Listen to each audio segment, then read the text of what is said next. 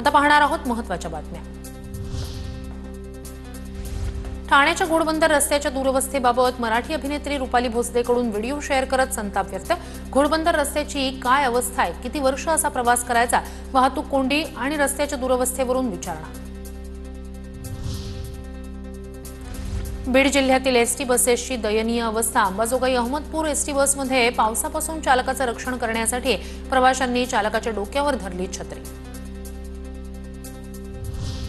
तर बीडहून परभणीकडे जाणाऱ्या एसटी बसला गळती। बसमध्ये प्रवाशांवर छत्री उघडून पावसापासून स्वतःला वाचवण्याची वेळ, व्हिडिओ व्हायरल।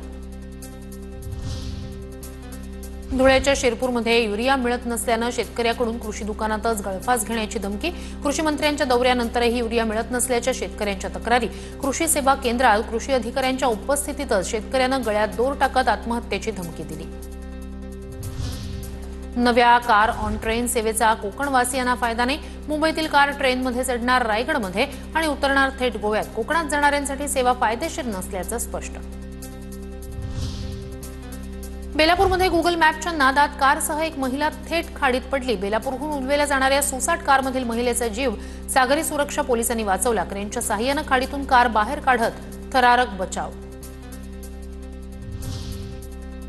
एशिया कप सामन्यांच्या वेळापत्रकाची घोषणा 14 सप्टेंबर रोजी भारत आणि पाकिस्तान क्रिकेट सामना होणार। 9 ते 28 सप्टेंबर दरम्यान एशिया कप क्रिकेट सामने होणार।